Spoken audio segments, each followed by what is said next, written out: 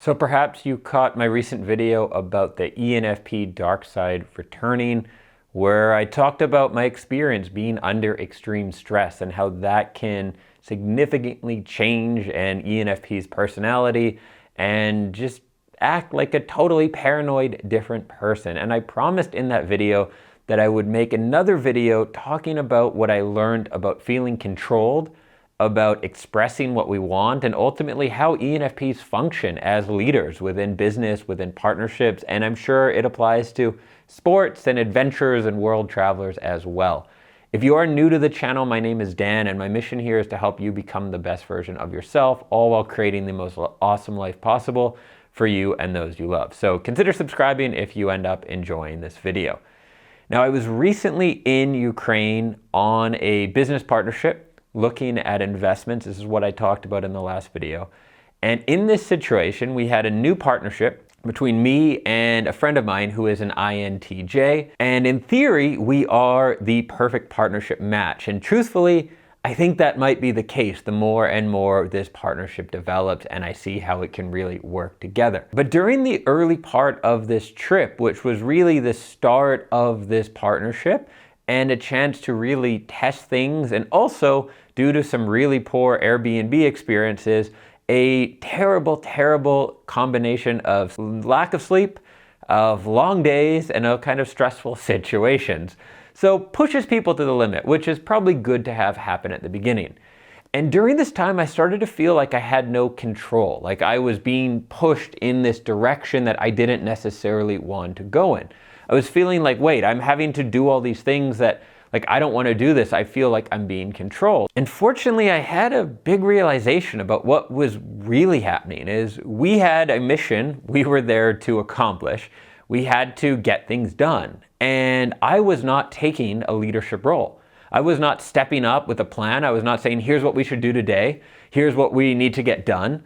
And that's something I often can do. But in this case, he has a lot more experience in the area we're working in. So I was defaulting to him and sort of sitting back. And I wasn't taking charge, nor was I even really expressing myself as much as I could.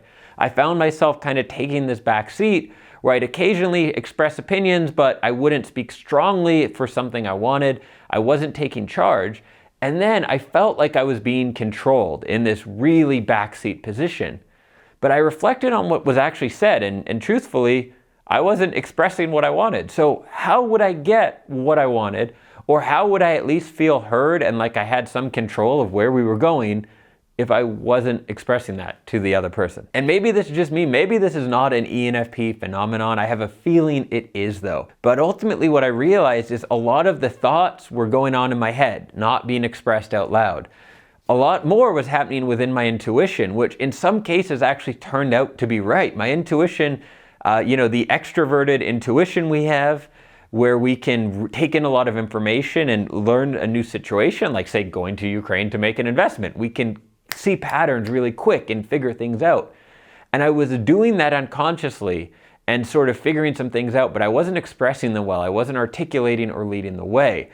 So my intuition was trying to pull me one way, and then I was expressing nothing, and the situation and my partner were kind of going in this way.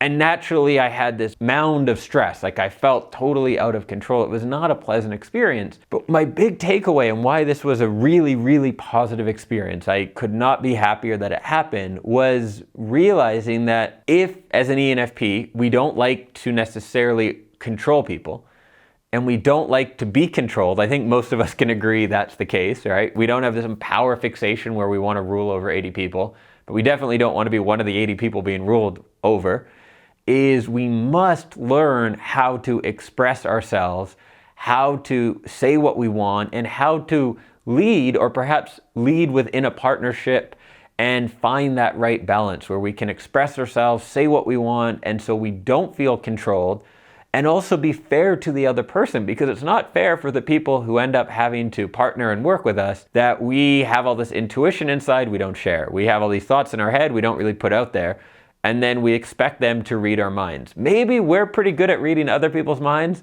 but hopefully your partnership is not two ENFPs. There's some balance there, and the types that we often partner well with are not necessarily as intuitive at reading other people and maybe more logically oriented may look at, hey, this is what you said, what am I supposed to do? A few more insights I'll mention. If you're watching this far, you're probably finding this valuable, so I want to share as much as I can about what I figured out.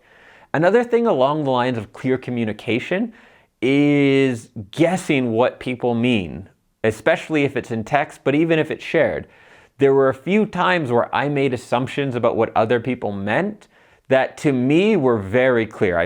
They said something, I made the assumption about what it meant, maybe even why they did it or why they said it, and then I used that to form judgments, which turns out that the original judgment was not correct. And so when it comes to clear communication, it's really important not only that we learn to express ourselves, but also learn to maybe ask more questions.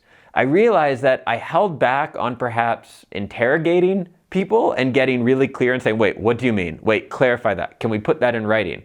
These are all things I should have done. Like, hey, can we write this down to ensure we both mean the same thing? I didn't want to feel like I was untrusting or that I was trying to just interrogate someone. So I kind of went with the flow more instead of taking the time to really clarify, which would have avoided a lot of problems after. So even though it might go against our nature of being a bit more laid back or going with the flow, we can also tend to be a bit conflict avoidant, where we don't really want to butt heads with someone, so we keep things inside. All these things that can make us usually have warm relationships, usually be easy to get along with and all that.